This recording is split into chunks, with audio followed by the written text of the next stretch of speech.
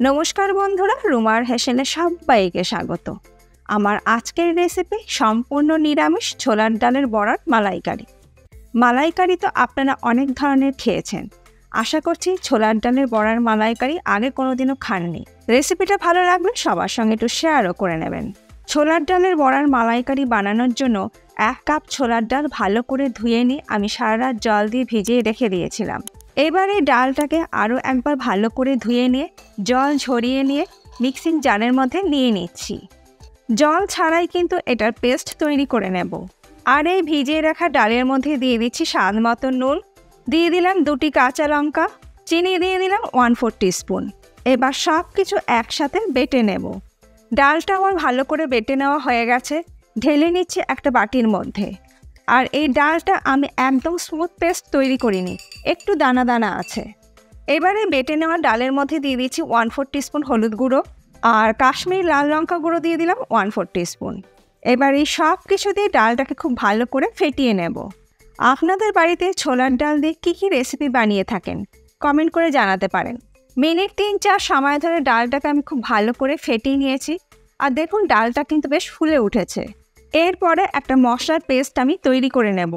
একটা বাটির মধ্যে আমি নিয়ে নিচ্ছি 1/2 টিস্পুন আদা বাটা, কাঁচা লঙ্কা বাটা দিলাম 1 টিস্পুন, তবে ঝালটা অবশ্যই নিজেদের স্বাদ অনুযায়ী ব্যবহার করবেন। 1/2 টিস্পুন দিয়ে দিলাম হলুদ গুঁড়ো আর কাশ্মীরি রেড চিলি পাউডার দিলাম 1/2 টিস্পুন। স্বাদ মতো নুন দিয়ে দিলাম, গরম মশলা গুঁড়ো দিয়ে দিলাম 1/2 টিস্পুন। এবার এর মধ্যে অল্প একটু জল দিয়ে ভালো করে মিশিয়ে নিচ্ছি। সব কিছু দিয়ে ভালো করে মিশিয়ে নিয়ে মশলার পেস্ট আমার তৈরি হয়ে গেছে।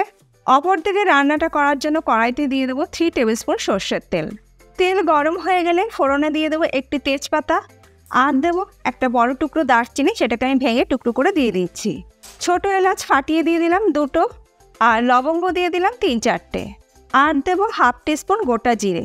ফোড়নটাকে একটু ভেজে নেব। 30 থেকে 40 সেকেন্ড ফোড়নটাকে ভেজে নেবার পর যখন ফোড়ন থেকে সুন্দর গন্ধ বেরোতে শুরু করবে তখন আমি এর মধ্যে দিয়ে দেব আগের থেকে তৈরি করে রাখা মশলার পেস্ট। গ্যাসের ফ্লেমটাকে লোতে রেখেছি। এবার মিডিয়াম ফ্লেমে মশলাটাকে ভালো করে কষিয়ে নেব।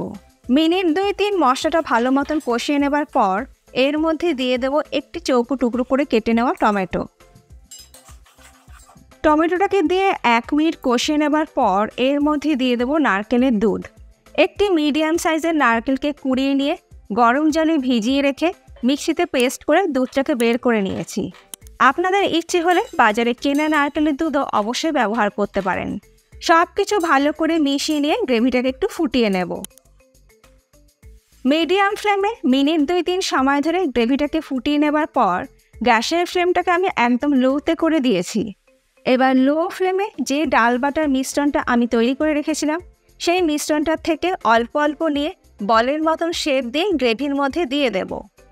এই সময় অবশ্যই গ্যাসের ফ্লেমটাকে লোতে রাখতে হবে, তা না হলে ছোলার ডালের বলগুলো কিন্তু ঘেটে যাবে। আপনাদের ইচ্ছে হলে ছোলার ডালের এই বলগুলো কিন্তু তেলের মধ্যে ভেজে নিয়েও রান্নাটা করতে পারেন, তবে এইভাবে একদিন করে দেখতে পারেন, ভীষণই হেলদি হয় আর টেস্টিও হয়।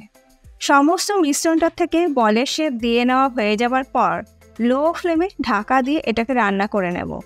মিনিট 3 পর আমি ঢাকাটাকে খুলে নিলাম। আর দেখুন ছোলার ডালের বলগুলো কিন্তু পুরোপুরি সেট হয়ে গেছে।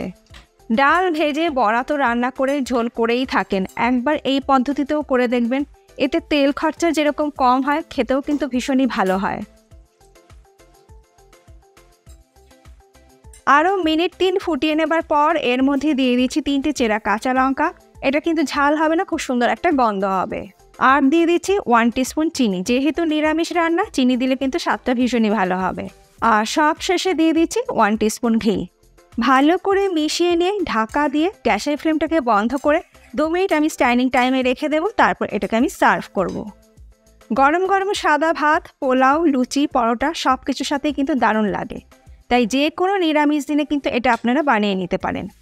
আর এই ছোলার ডালের বড়ার মালাইকারি বানাতে কিন্তু খুব একটা বেশি সময় লাগে না, খুব কম সময়ের মধ্যে তৈরি হয়ে যায় দারুণ সুস্বাদু ছোলার ডালের বড়ার মালাইকারি।